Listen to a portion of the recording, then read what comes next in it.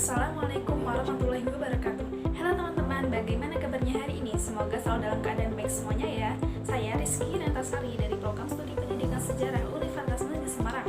Melalui video ini saya akan menampilkan pembahasan mengenai manajemen sarana dan prasarana pendidikan yang meliputi pengertian manajemen, pengertian sarana dan prasarana, pengertian manajemen sarana dan prasarana, tujuan manajemen sarana dan prasarana pendidikan, prinsip-prinsip, macam-macam proses-proses manajemen sarana dan prasarana pendidikan.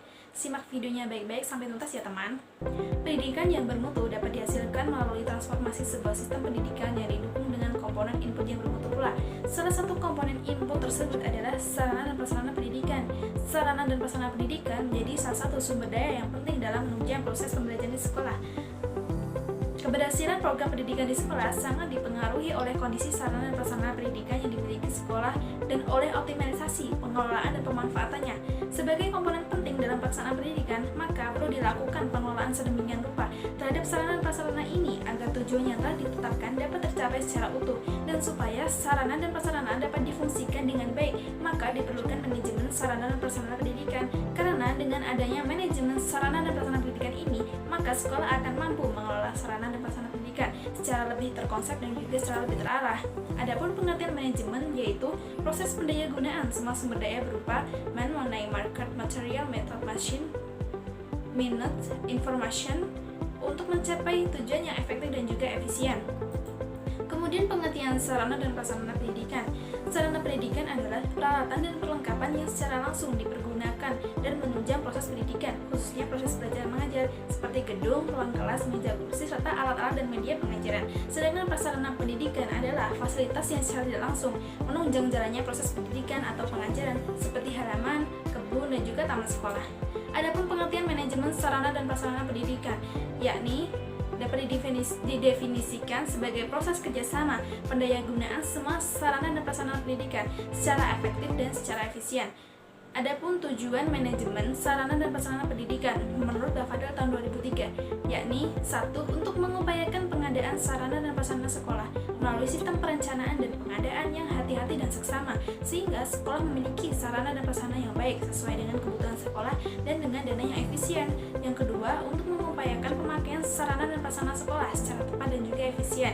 Dan yang ketiga, untuk mengupayakan pemeliharaan sarana dan prasarana pendidikan sehingga keberadaannya selalu dalam siap pakai ketika diperlukan oleh semua personil di sekolah.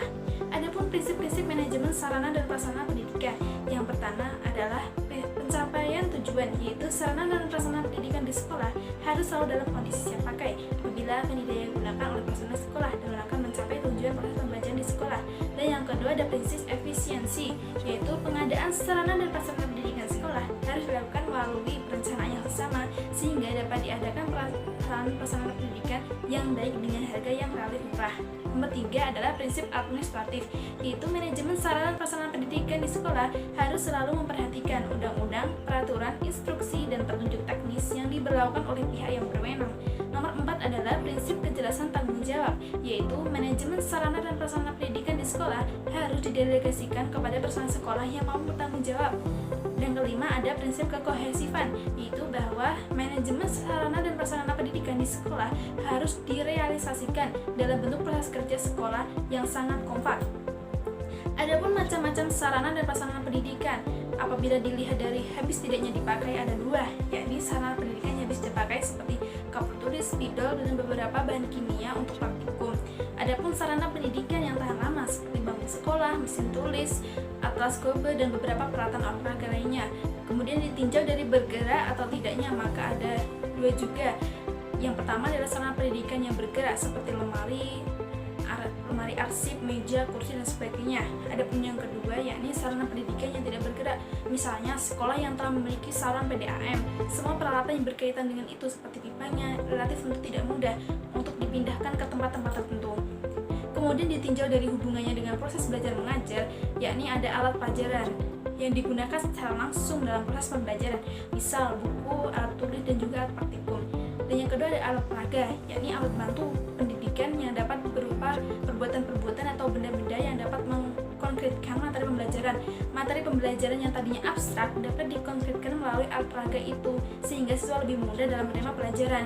Yang ketiga ada media pengajaran, yakni sarana pendidikan yang berfungsi sebagai perantara atau medium dalam proses pembelajaran, sehingga meningkatkan efektivitas dan juga efisiensi dalam mencapai tujuan pendidikan. Media pengajaran ada 3 jenis, yakni visual, audio, dan juga audiovisual. Kemudian ada proses manajemen sarana dan prasarana pendidikan. Yang pertama ada perencanaan. Perencanaan adalah suatu proses memikirkan dan menetapkan program pengadaan fasilitas sekolah, baik yang berbentuk sarana prasarana pendidikan di masa datang untuk mencapai tujuan tertentu, yaitu untuk memenuhi kebutuhan perlengkapan. Perencanaan dikatakan efektif apabila sesuai dengan kebutuhannya.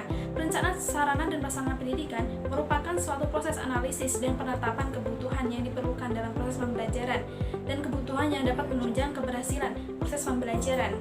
Kemudian langkah-langkah perencanaan pengadaan sarana dan prasarana pendidikan di sekolah menurut Soekarno adalah 1. Menampung semua usulan pengadaan perlengkapan sekolah yang diajukan oleh setiap unit kerja dan menginventarisasikan kekurangan perlengkapan sekolah. Nomor 2. Menyusun rencana kebutuhan perlengkapan sekolah untuk periode tertentu, misalnya untuk 1 triwulan atau 1 tahun ajaran.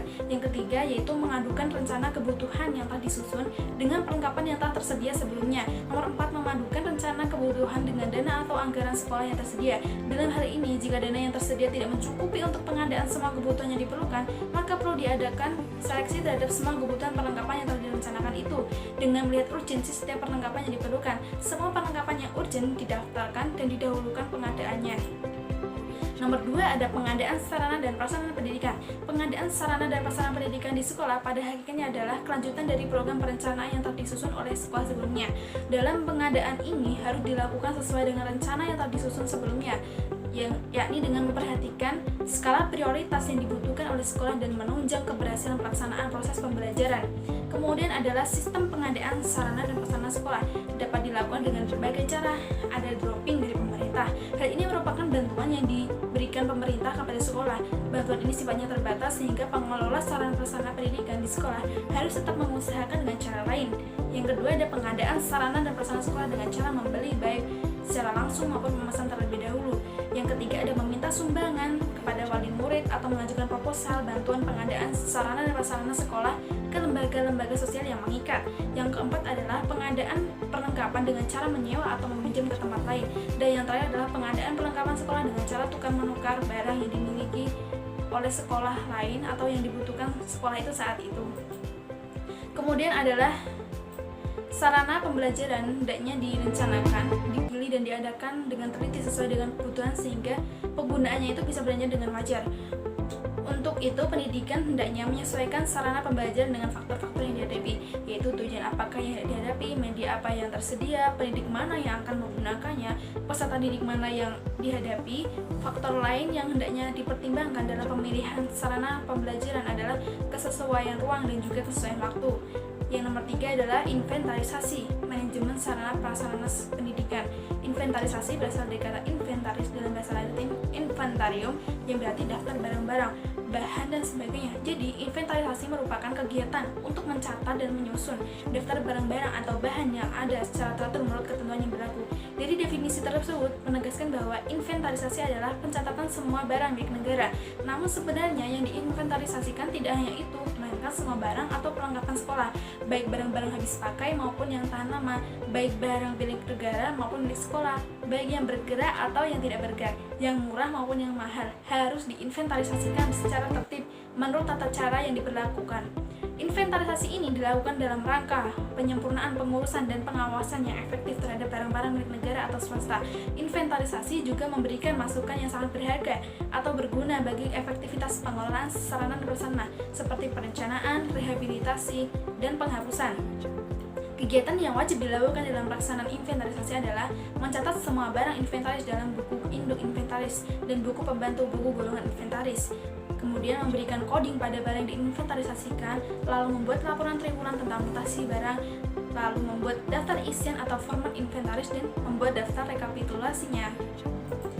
Dalam keteraturan dan ketertiban kegiatan inventaris diperlukan setidaknya 6 buku, yaitu ada buku penerimaan barang, buku pembelian barang, buku induk inventaris, yakni buku tempat mencatat semua barang, inventaris milik atau kekayaan negara yang berada di lingkungan kantor atau proyek atau satuan organisasi bersangkutan menurut urutan penerimaan barang. Yang ketiga ada buku golongan inventaris, yakni buku pembantu tempat mencatat barang-barang inventaris golongan barang.